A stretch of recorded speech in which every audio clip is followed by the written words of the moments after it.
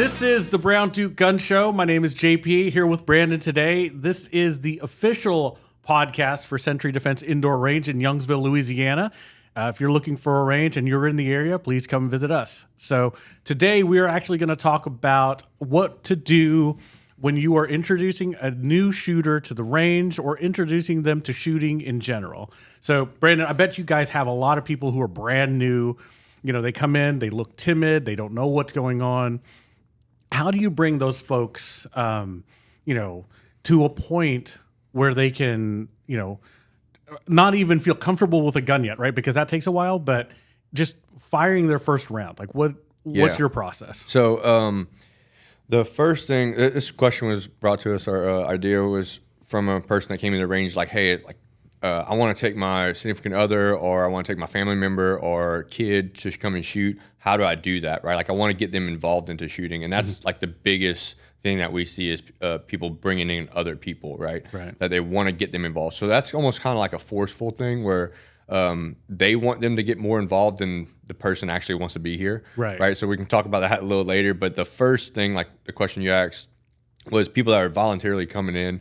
And we saw that a lot during COVID. Like whenever people were scared about guns, never thought they needed a gun before in their life, and all of a sudden all this stuff started happening around the world, and they're like, man, I think I really need a gun, right, to defend myself and things. So they were willingly coming into the range by themselves, and they wanted to learn, but they were very terrified of firearms because they never handled one. They didn't know what to expect when they came into the range because sometimes if you see it in movies, it's very intimidating, and they're like, well, it might be very like cliquey, and people don't want us to be there, and that's not what we are at Century Defense. Like, we want everybody to come in. That was part of the reason why this place exists, right? So first thing that we do is ask them, like, hey, what are your goals? Like, why are you here? What do you want from this? Most of them say self-defense. That's what brings people in. But it could be like sport shooting. It could be just like, hey, I want to learn a new hobby. Like, we've had a girl, I don't know if you ever met Katie. She comes in here. She's like probably right at 5 foot. She always wears like a dress or like a very long skirt. Oh, really? I think so. I think I've seen her shoot. I don't. Yeah. So like you would never, like if you'd see her around, like you're like, there's no way this person has like any gun like knowledge whatsoever. And like now she owns silencers, SBRs, like everything is awesome. It's great. Like, why doesn't she shoot the club? I don't know. That's a completely separate thing. Okay. Yeah. She's like nose dive into it, and she just wanted like, hey, I just want a new hobby. Right. Like that's how she came in. Well, if she needs a new hobby, she needs to shoot with us in the club. USPSA, right? What's her name? Katie. Katie, if you're listening, it's on me. You can shoot my guns. You can shoot my ammo. Come to the club. That's all I'll say about that. All right. So yeah, like we have some people like that. Most of the time it's for self-defense stuff. Yeah. And first thing we do is like, hey, like we'll get them full size 9mm guns or 22s, right? Because like the easiest gun to shoot possible. We don't give them anything that's going to be hard to shoot or like jump straight to a concealed carry gun, because those are a lot more difficult. So a full size gun like Glock 17, SIG P320 full size, M&P, something like that. We let them play around with them and see which ones like fit better in their hand. You hear that all the time, which that's a whole nother subject, but whatever one they're comfortable with, right? We want them to be comfortable. We get them muffs and sometimes with plugs also, because the most terrifying thing is like the loud noise. It doesn't matter how big and how aggressive you are, like everyone's afraid of noise. It doesn't matter who you are. So whenever they first walk in there, everybody jumps and kind of like moves down. But after being there for a little while, they kind of like, desensitize themselves to it. So make sure you get them muffs. And then we walk into the range, talk them through the whole stance, grip, everything, because that's the most important. Like, I don't really care where the round goes on the target the first round, as long as it's on the target or like downrange. Right? That's all that matters. I just want to make sure their technique is good for stance and grip. That way the gun doesn't move around in their hands. It doesn't fly out of their hands. It doesn't have a lot of recoil to where they're comfortable with it, right? So we teach them that first, talk them through the trigger press and like making sure that after the gun goes off, I'll put more rounds in there because I'm like right next to them. But if you're not comfortable with that, you can just put one round in the gun for a new shooter. That way, in case they do press trigger and freak out and like either turn around with the gun or drop the gun or something like that, there's not a round that's in the chamber. Right? Yeah. So with knowing that, like some new shooters have done that, like try to turn around. Since I'm like right next to them, like I'll grab the gun instantly, right? Like that's the only thing I'm really focusing on is making sure that they don't turn with the gun as soon as the gun goes off. Sure. So once they shoot the gun, sometimes they'll put it down, or sometimes they're like look at you and like, hey, that wasn't that bad, right? So just kind of gauge it from them and see how it is. If they have to put the gun down, let them put the gun down. Let them take a step back, like breathe through it and stuff, because it is an intimidating thing. Like there's an explosion going off in your hands, right? So it is a scary thing at first. But once they realize, like, hey, like I didn't fall backwards, right? The gun didn't fly out of my hands. Nothing bad happened to me. Like I know what part of the gun is the dangerous side. Right. We're okay, right? I always tell people, like, look at kitchen knives, right? Like no one walks into a kitchen and sees like a block of kitchen knives and starts like hyperventilating, right? Like no one does that. I've never heard of anybody do that. But like you put a gun on a counter and people will walk into a room or something and like, oh my goodness, there's a gun there, right? And it's like, it's a gun there, but that's fine, right? Same thing as a knife. Like a knife can kill people. It can do all the damage that pretty much guns can do. But we've grown up around them, right? We know which side's the dangerous side. We know which side's the safe side. We know how to handle them, so that's fine. So once people do that with guns and they know what's the dangerous side, they relax a lot more, right.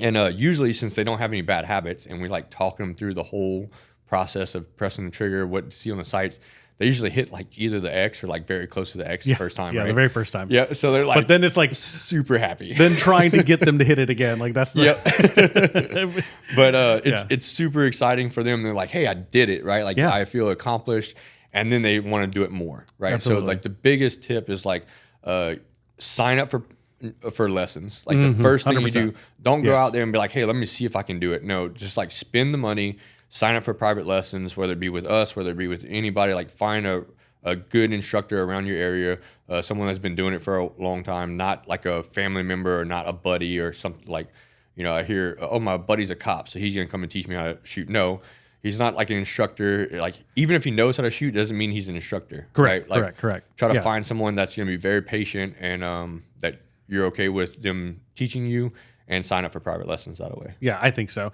No, I think a couple of disclaimers, right? So first, number one, when you're talking about putting a gun on the counter, this is not like don't go around your house and put guns on the counter. No, we're talking about here at the range. There's a counter where you see guns, and yes, that makes people nervous. It's not safe to just have random guns lying around your house, just whatever, right? Like that's not what we're talking about. So don't do that. Okay, don't be crazy. But I think, the second thing is that, a lot of this, yes, absolutely resonates. I think that, it's really, what am I trying to say? The, when you're going for the first time, you're going to be inundated with all of these things, and it's hard for us to really kind of, we're gun people. Right. Yep. And we're around it. We want to be around it and all this stuff. It's hard sometimes for us to remember what it was like the first time, And I think that one of the things, and this is the part of the disclaimer that I'm talking about, one of the things that gets in people's head is, and this is going to sound so cliche, but it's media, it's movies, it's all of this bad information about guns that is just completely incorrect, right? And the thing that I can think about, and it's not necessarily with pistols, but it's with ARs, right? AR-15s, like that's a big crazy buzzword that, oh my gosh, AR-15, if you get shot with that, your head's going to explode. It's like, no, no, it doesn't work like that, right? I mean, and it's hard to explain to somebody because the explosions are loud. AR-15s are very loud, but bullets don't explode, there are some that are self-defense bullets that will expand, and that's what they're supposed to do, but no, it's not what you see in the movies, and it's not really what you see and what you hear about in the media, who is really not into guns, right? And we can talk about that in a separate show, that there's a lot of stuff that, gets embellished because the message that they're trying to convey, and I'm being very innocent here, right? And this is like the whole naive side of things. Like they're trying to convey a message, but the words that they're saying is like, no, people don't blow up because of AR-15s. People don't blow up because of 9mm.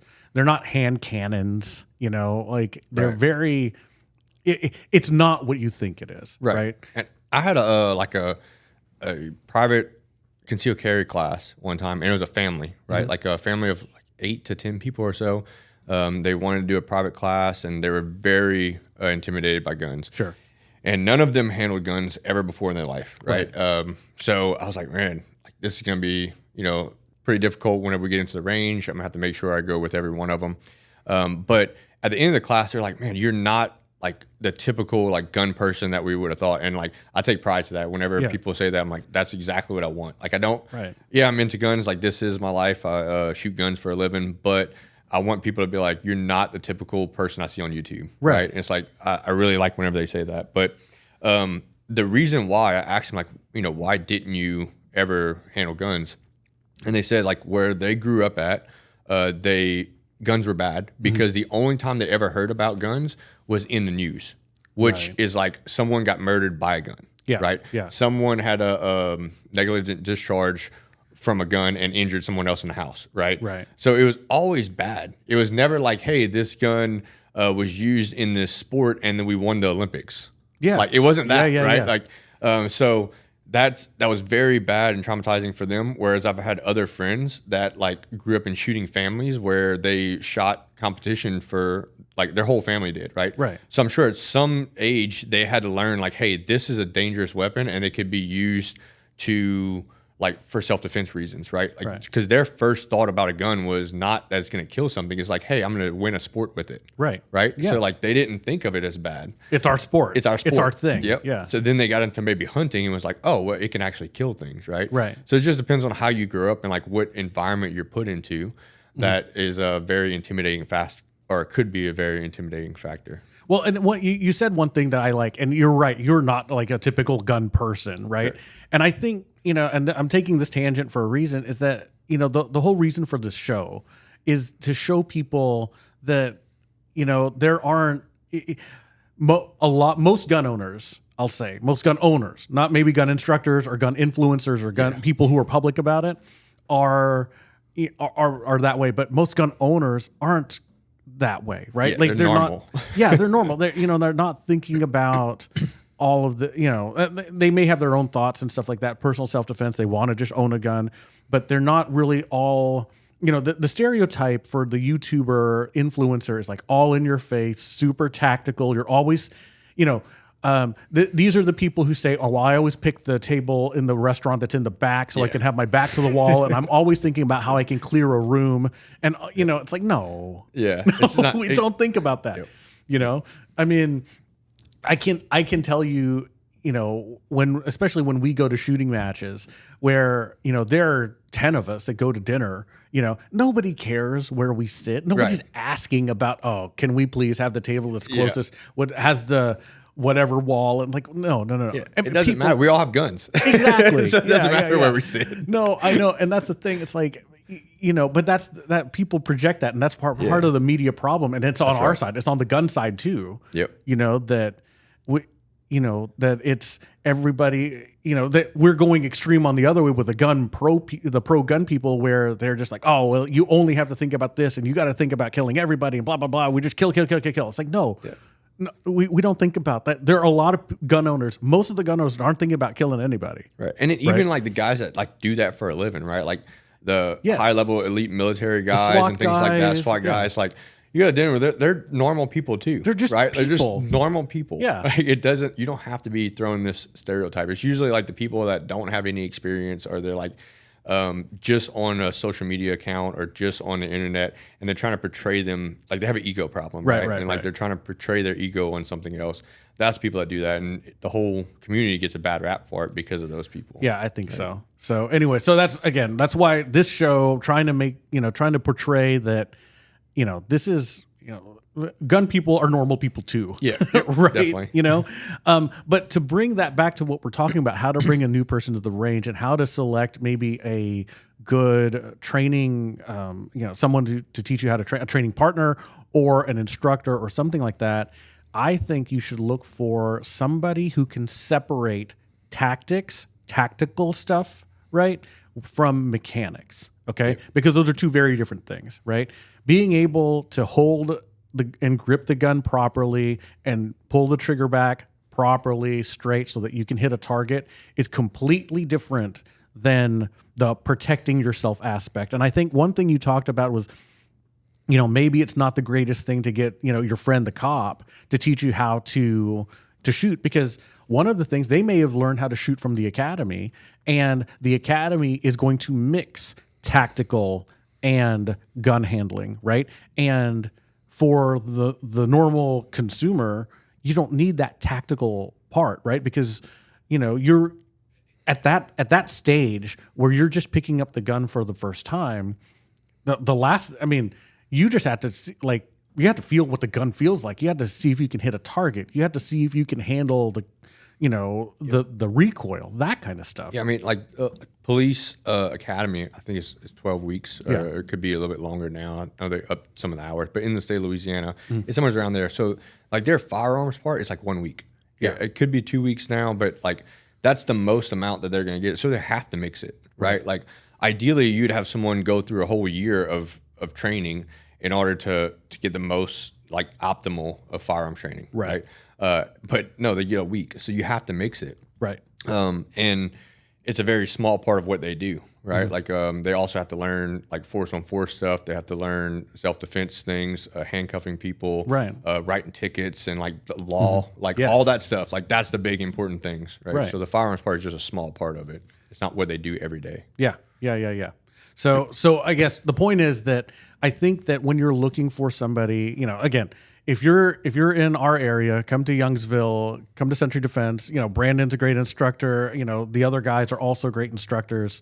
And learn from us. But if you're not going to learn from us, I think then figure out folks who are who mix with your personality, right? That's a huge thing. Because there are folks who are going to be very A-type personality in a sense, right? Where they're going to be this blah blah blah blah blah, and they're going to be very militant and very disciplined. Disciplined is a bad word to use in this context, but they're going to be very, militant in their presentation, right? Yeah. And some people really gravitate towards that, right? That's a good thing. They want that really high level structure, and people just really very loud and specific about do this, right? Some people like that. Yep. Other people don't. Yep. Right. And there are plenty of firearms instructors out there that can do these things. Yeah. Right. And try to go into a place that you can talk to the instructor, right? Instead of just sign up blindly and be yep, here it is. If you're worried about that, then go and talk to the person, have a conversation with them about. It doesn't even have to be about guns, right? Sure. It can be about anything in life, like kids or weather, family, or whatever. Yeah, whatever. See how they present themselves, and see hey, this is a person I like to be around, or I can have a conversation with. Mm-hmm. Okay, then I can take training from them, sure. right? But yeah, I have both of those sides. I have some students that come in. I have one guy that he was from the military, I think went to Fort Bragg or something, and very structured. Before his private lesson, he comes about 30 minutes before and tells me what he's going through, and we sit down in the classroom, right? Mm-hmm. He's brought his wife and some other friends of his, and he'll come and brief me about them before. So right. Everything for him is structured. Sure, right? Sure. It has to be this way. He's I gotta give you background and all this other stuff.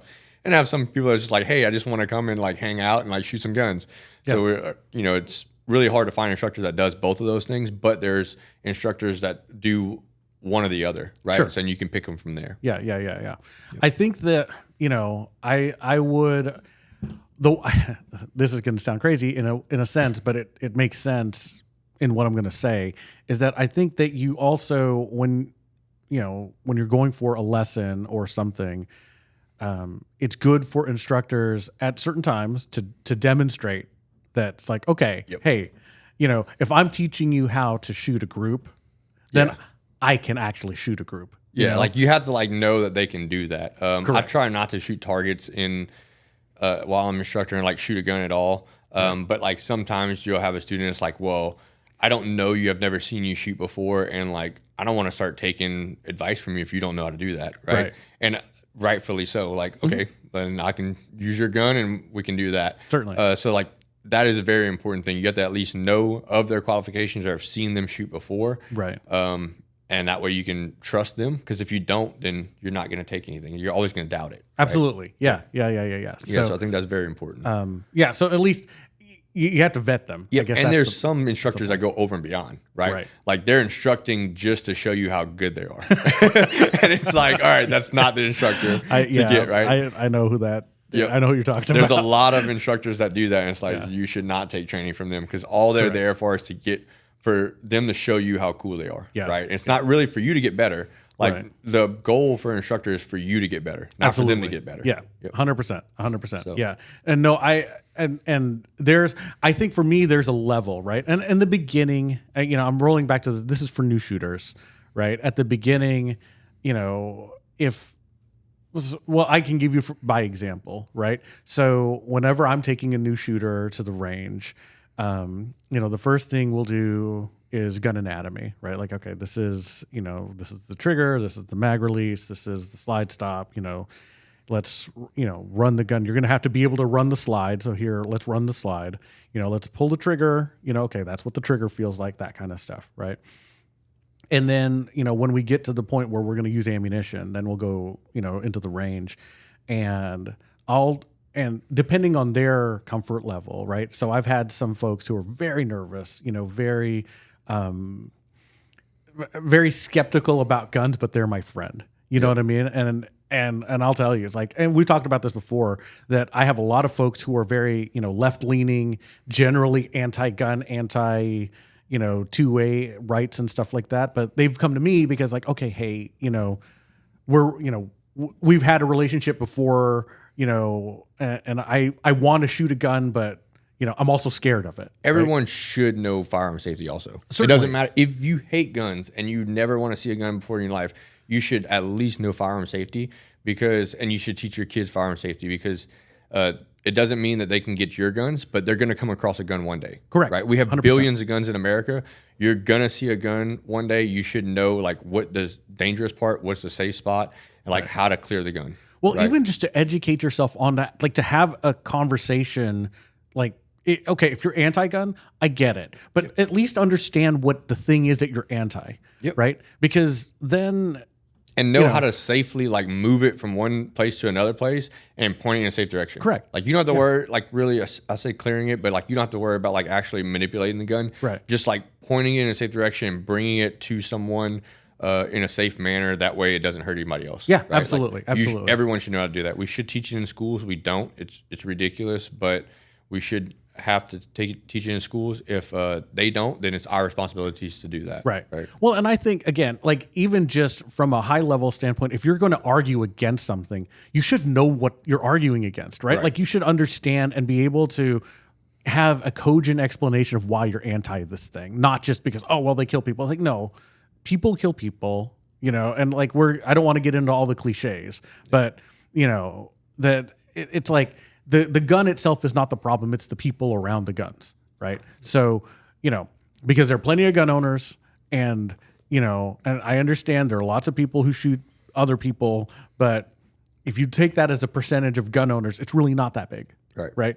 So, but anyway, going back to that, so the time I'll demonstrate myself, my skills. So I'm thinking of one person in particular that she was just very scared of firearms. She grew up in Chicago. She was just never been around it. She had been in anti-gun culture, anti-gun family, everything, but she wanted to know about it, right? Met her in business school. And then, so we went through the beginning, the anatomy and all of that stuff.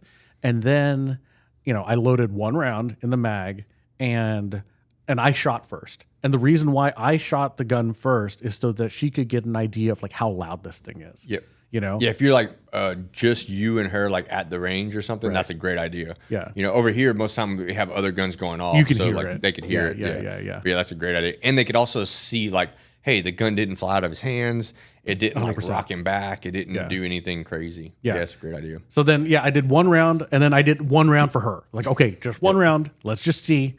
Let's see. And, boom. And it's like, oh, that wasn't that bad. We're shooting 9mm. Yep. And then it's like, okay. And then you give them a choice. You want another one round? You want 3 rounds? What do you want? You know, and then let them kind of build it up from there. And that's kind of how I do it. Yeah. And like, if, so kind of going to taking someone to the range, what I'd recommend is finding the easiest gun for them to shoot, making sure that they don't have their hands in the wrong spot, because sometimes people will put like their thumb behind the slide or something, cut themselves.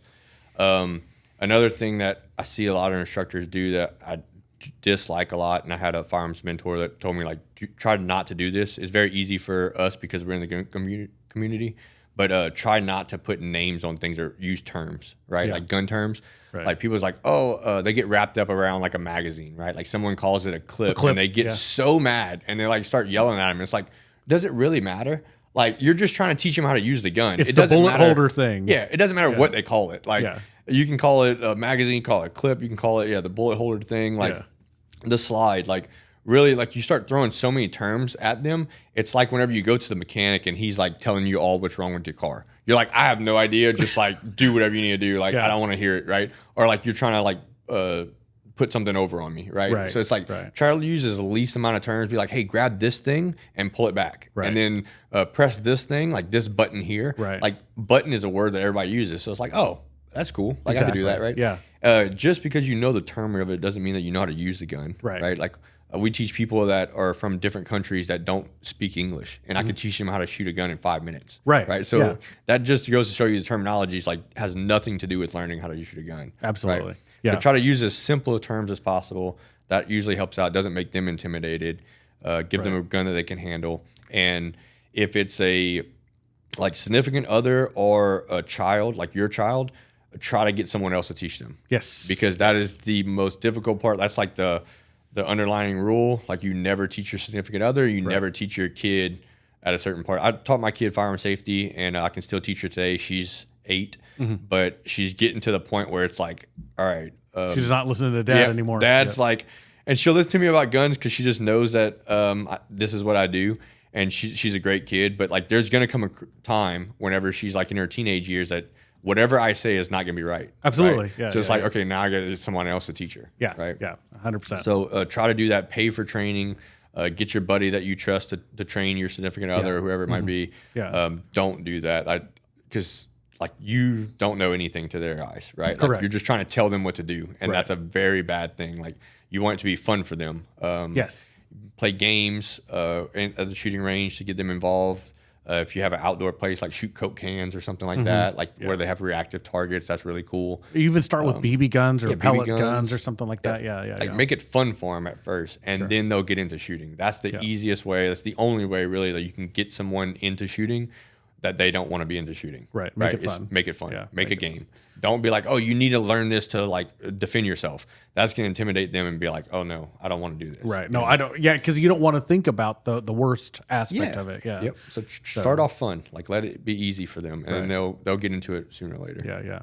I think the one thing that you've glazed over, you've mentioned it several times, but I think it's super important to point out, is that pick a gun that they can handle. Yeah. Okay. That's okay if it's 22. Yeah. All right. 22 is a great option. Yeah. Yep. Don't hand them the 44 mag. Don't hand them the Desert Eagle 50 cal. Like, don't 357 revolver. Shotguns. Yeah, nothing like that. Stuff. No. Like, something that's going to make them want to come back. Yep. Right.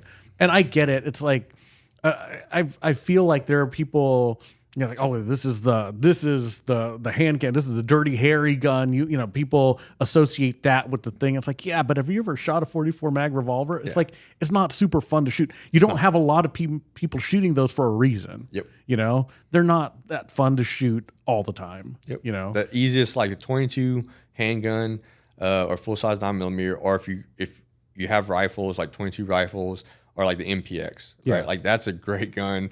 I have that gun, and there's Austin and Dalton both have MPXs. And whenever Dalton was going to buy one, I was like, why buy an MPX? Like, I have one, Austin has one, you know, like, just borrow ours whenever you want to. And he's like, well, I want mine.